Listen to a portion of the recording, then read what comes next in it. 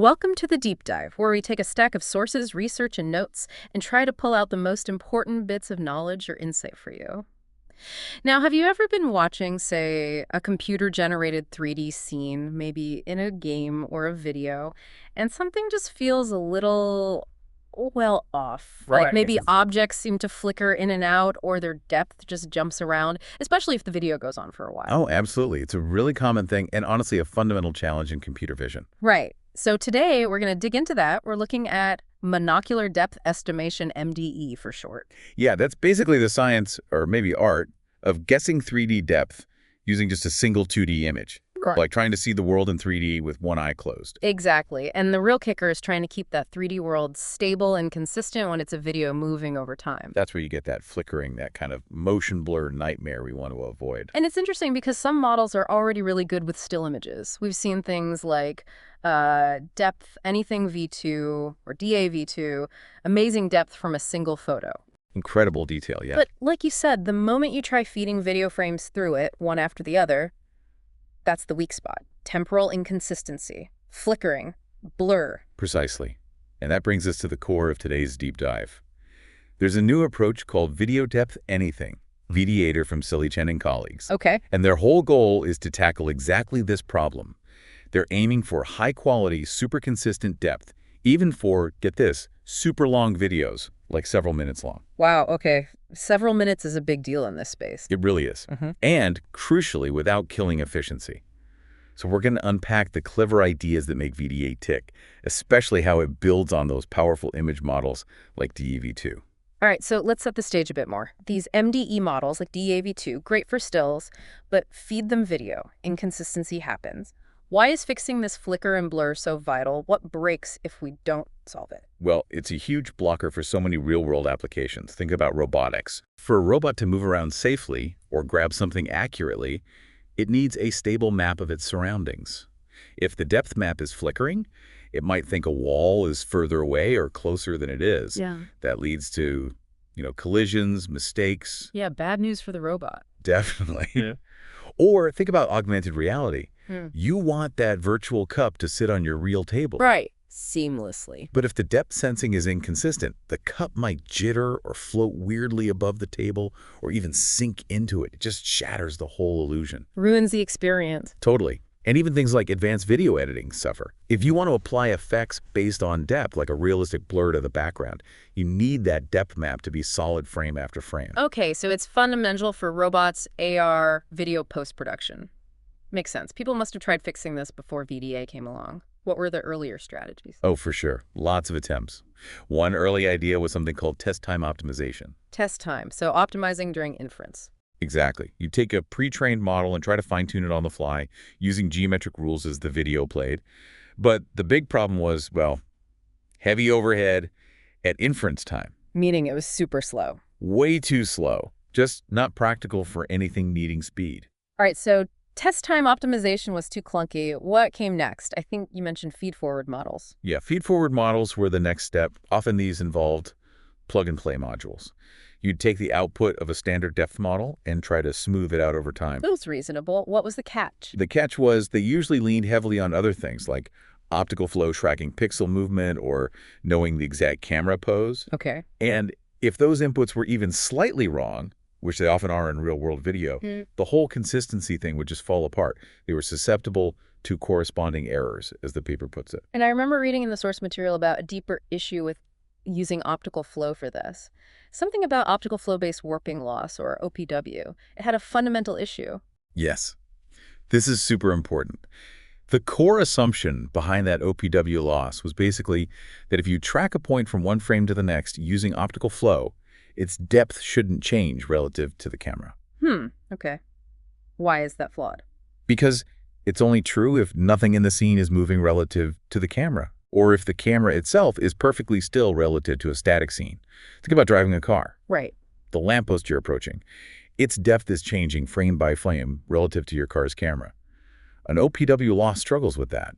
It assumes this depth invariance that just doesn't hold in dynamic scenes. It can't handle objects moving at different depths or the camera itself moving. Ah, I see. So that core assumption was just too simplistic for real videos. Okay, so if optical flow has issues, What about video diffusion models? They're everywhere now, generating amazing videos. Couldn't they handle depth? They're fantastic for generation, yes, capturing incredible detail. But for consistent depth estimation in long videos, they have some major downsides. Like what? Well, first, they're generally computationally inefficient for this specific task.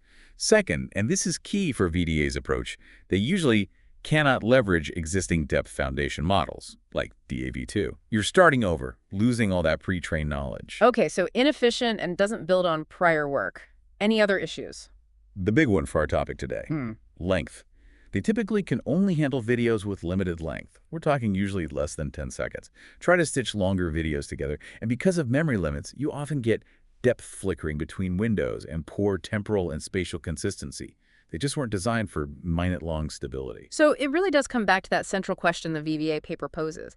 Is it possible to have a model that can perfectly inherit the capabilities of existing foundation models while achieving temporal stability for arbitrarily long videos? Seems like a tall order. It absolutely is. But VDA's answer is basically yes, we think so. And they do it by cleverly building on top of depth, anything V2 not replacing it. They add three main innovations. This is where the real technical cleverness comes in. Okay, let's dive into those innovations. This is the how, right? The first one is the spatial-temporal head, or STH. What's that doing differently? Right. So instead of the standard head on DAV2, VDA slots in this lightweight spatial-temporal head. The main goal is to allow the model to understand changes over time, temporal information interactions. But critically, without messing up the really good spatial understanding, DAV2 already learned from tons of images. You don't want to corrupt that. How does it add that time dimension without breaking things? It uses 4 temporal attention layers. Now, attention mechanisms let the model weigh the importance of different inputs. Here, these layers specifically look across time for each point in space.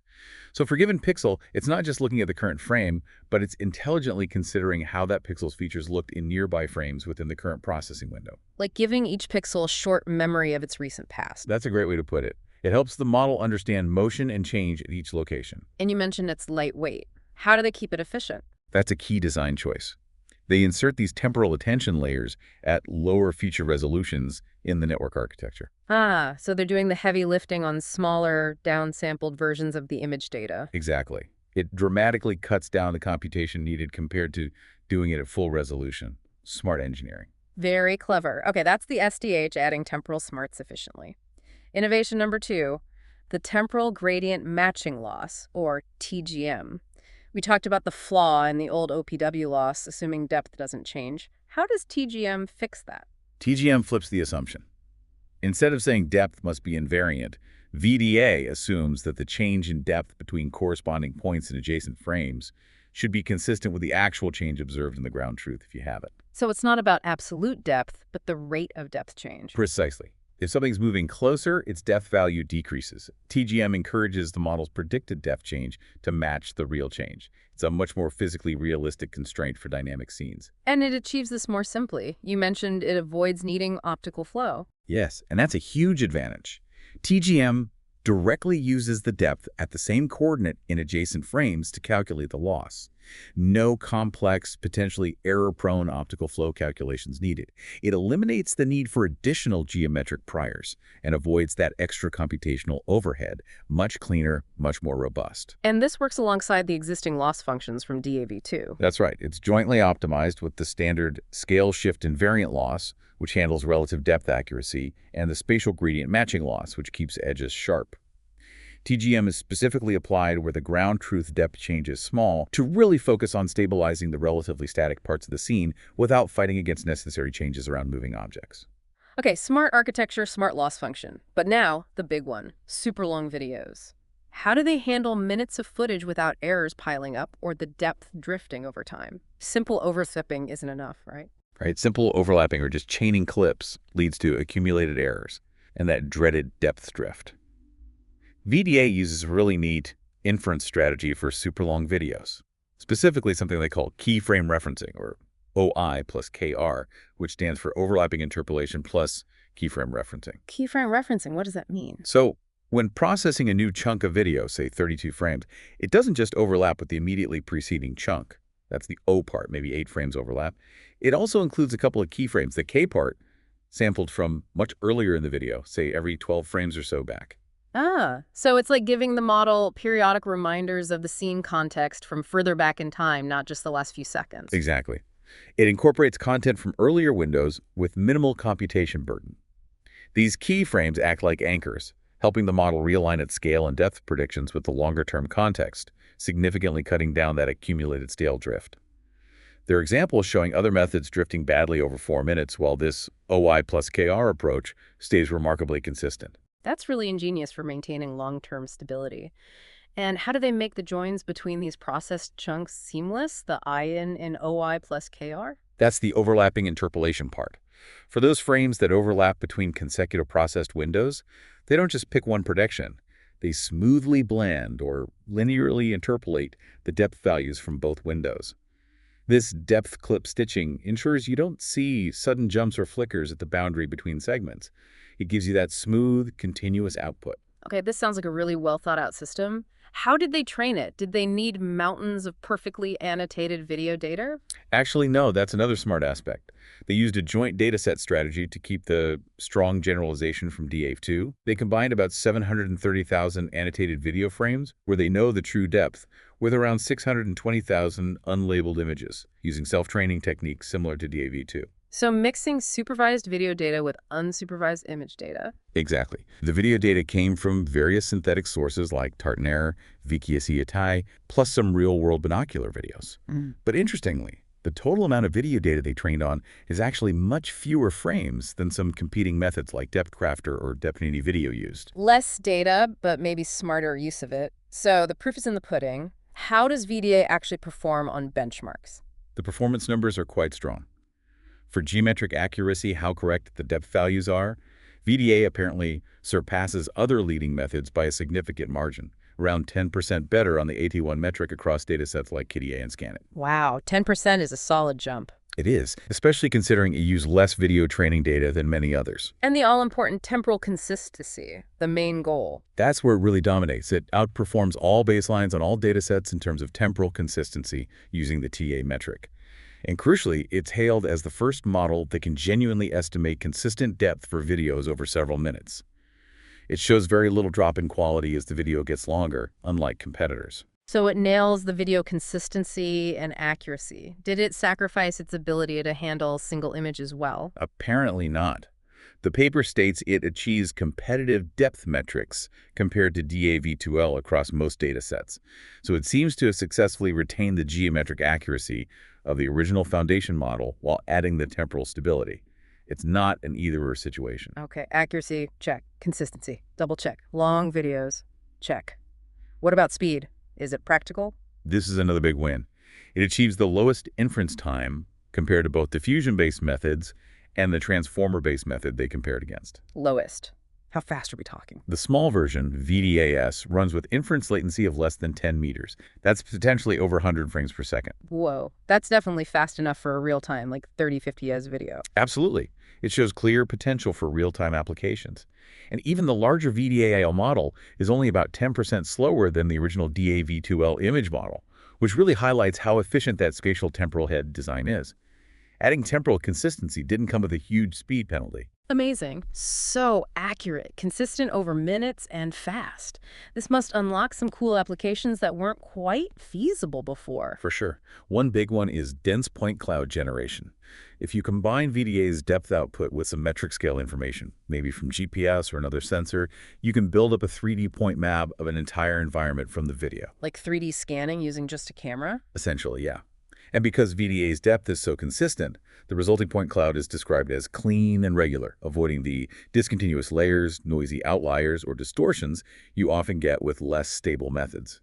Think much better 3D reconstruction for VR walkthroughs or more reliable mapping for AR. I can see that being huge for AR, making virtual objects truly stick to the real world. Any other standout applications? 3D video conversion is another one, taking regular 2D video and generating a 3D version for stereo displays. Because VDA is temporally consistent, the resulting 3D effects should be much smoother and more consistent than just processing each frame individually, which can lead to a jarring, flickering 3D effect. Makes sense. Smoother depth equals smoother 3D. Okay, this sounds incredibly promising. But no technology is perfect. Are there any acknowledged limitations or areas for future work? They do mention a couple of things. Firstly, performance is still somewhat tied to the quality and diversity of the publicly available video depth datasets. They suggest that having access to more data could push performance even further, maybe even allowing them to fine-tune the main DAV2 backbone, which they currently keep frozen. So better data could mean even better results. What else? The other point is handling truly live, unbuffered video streams. Despite the impressive speed, especially of VDAS, they note that VDA still faces challenges in handling streaming videos, in scenarios demanding absolute minimal latency. That's flagged as an area for future research, making it even more responsive for live, interactive uses. Okay, understandable. Streaming is always tough. So wrapping up video depth, anything seems like a genuine triple threat.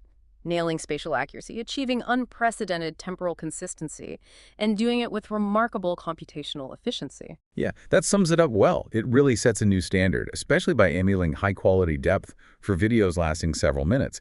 That consistency over time is the game changer for robotics, AR, advanced video editing. It makes those applications much more robust and practical. It really feels like a significant step forward. So here's something to think about as we finish. With models like video depth, anything smoothing out those flickers and inconsistencies, how might our relationship with digital or augmented realities change?